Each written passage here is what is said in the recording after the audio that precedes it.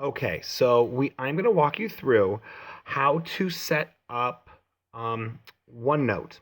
Now, I would highly recommend on your device. Where I think the easiest device to do what I want to do on is your phone, if you have a smartphone. But it works equally as well on an iPad, or you can also use your computer. But the key thing here is when you're doing tests or quizzes, well, actually, just excuse me, when you're just doing tests, you're going to need to upload your work to me. And the way I want you to do that is in OneNote. It's experimental. We're going to have to feel our way through this semester. This is the first time it's ever been available for me to do what I'm about to do. So hopefully there won't be too many bumps and bruises. We'll give this a shot. But the idea here, you're going to take pictures of your work and upload them in OneNote. That's why it's easiest to do it on a phone, is because the camera's built right in. So there's no saving and sending and whatever. It's just once you have OneNote installed and you're in our class notebook, should be easy. So let me walk you through the step.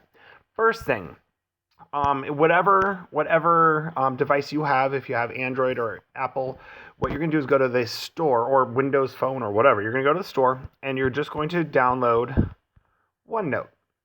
And on all devices, it is free. I've already have it installed on mine, but there you go.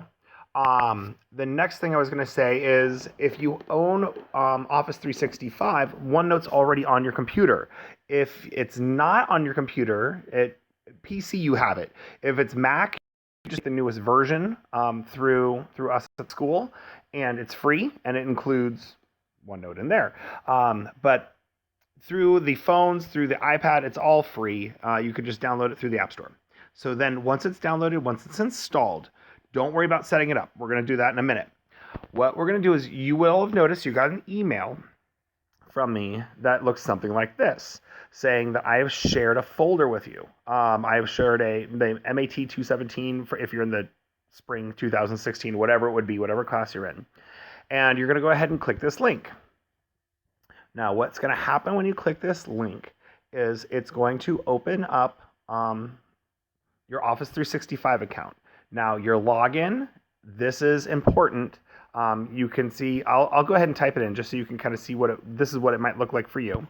What your login is it's your MEID at maricopa.edu. That's your login for the school. You have to make sure you do it at maricopa.edu. Now, the second you click to go type in your password, you'll notice it redirects you. And it seems a little worrisome until you realize it just took you to Maricopa Community Colleges. So that's okay. And I cannot type in my password here because you're all going to see it. Okay, so I believe I've got it recording again. I really hope I do. Yes, I do. Okay, so now you'll see I have my password typed in. I'm ready to go. So I'm going to hit sign in. And it's going to take us to online. Now, this is true. This will look the same no matter what device you're on. I had a student in class doing it on a Chromebook today. Worked fine. So the key is you can now get into our notebook. Here you go. You're on our classroom notebook. And what we need to be paying attention to, I'm going to go portrait. I apologize. There we go. What we're looking for here is, what I'm looking for is option to open in OneNote. I'm going to pause this real fast. Okay, got that weird pop-up to go away. So now, you will see here, what I was looking for at the top of the screen, which I'm not able to get to pop up because it's so cramped on here, but at the top there's usually a open in OneNote option, but the truth of the matter is I don't need it. I don't need it at all. I'm actually done, because just by you going to this page, you have now gotten access to the notebook. So what I'm going to do now is just go to my app where I've already have OneNote installed. I'm going to go ahead and click in. You'll notice it's asking me for my first login. So I'm going to go ahead and sign in. And it's recognizing I already have this, but if I wanted to sign in, I'll pretend, let's see. Here we go. We're going to go ahead and sign in. We're going to sign in once again, with our MEID at maricopa.edu. And when you do that, it should redirect you. I think it already recognizes that I have this account. I believe it would redirect you to the password for the Maricopa. So you're going to type that in one more time. And then it's going to download the notes. This will take to a couple minutes. So I'm going to go ahead and pause.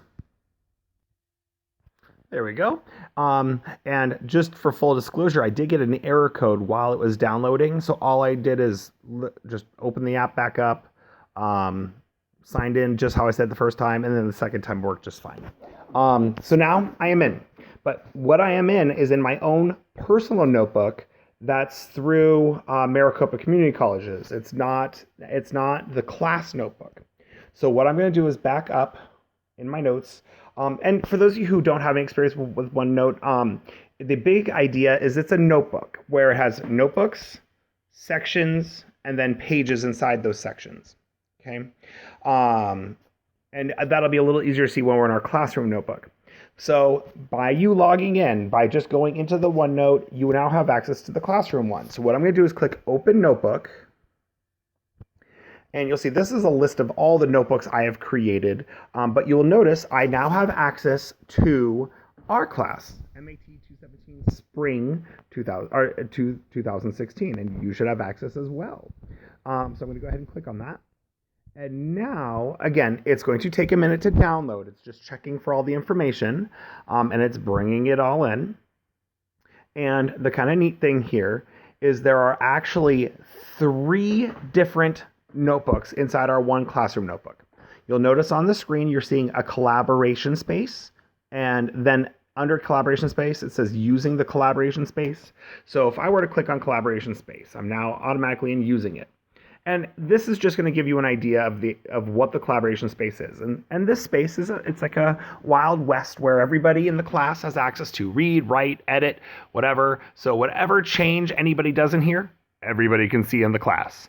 And just to warn you, of course, I have access to see who made the changes, and I can always undo, redo, do all sorts of fun stuff. So be respectful, be mindful. You're dealing with a website that is housed by the school, so act appropriately.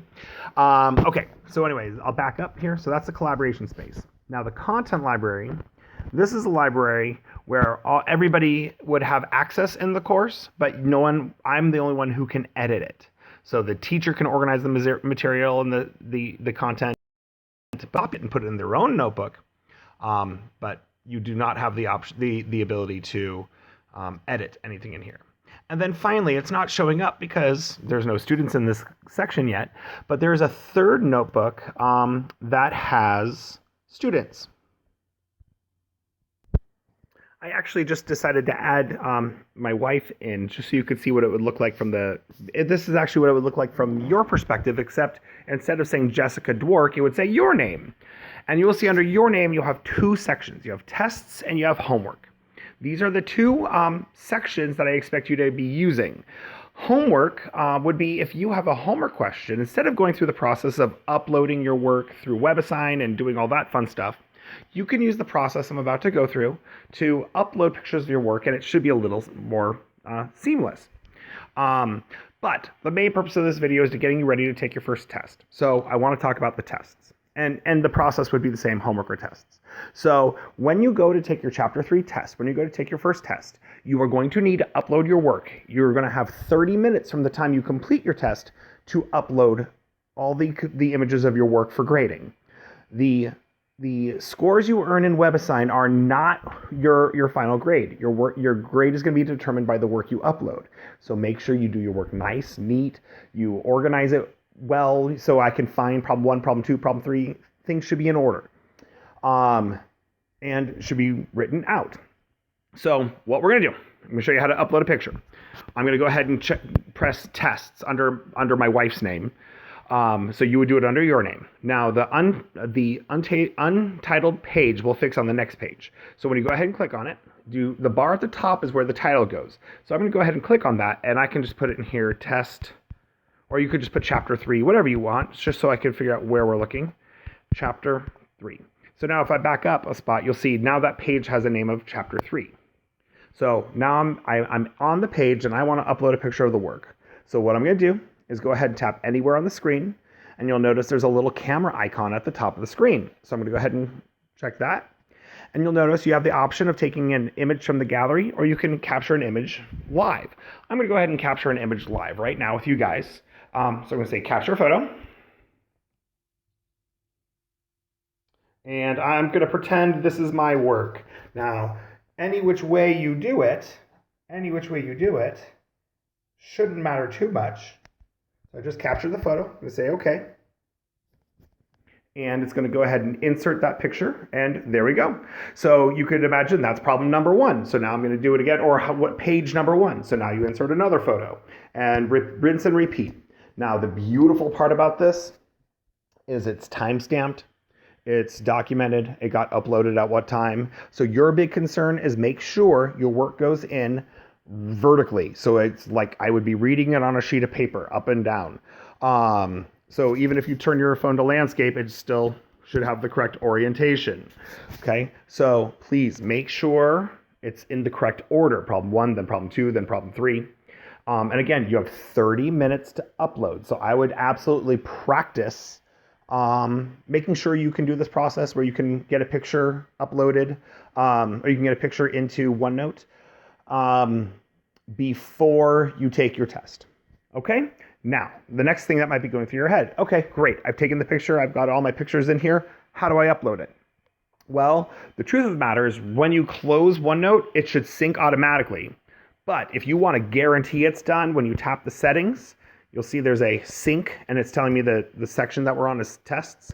So I can press sync tests, and now it is automatically sent through the cloud into the classroom notebook, where that's all you need to do. You're covered.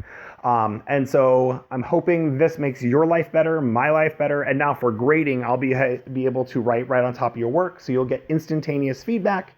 If you're in the notebook when I happen to be grading your test, look at that. You're going to watch it happen live.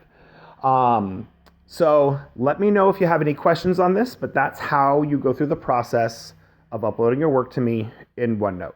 And I do want to say, some of the menus, depending on your device, look different, but it's all the same basic idea.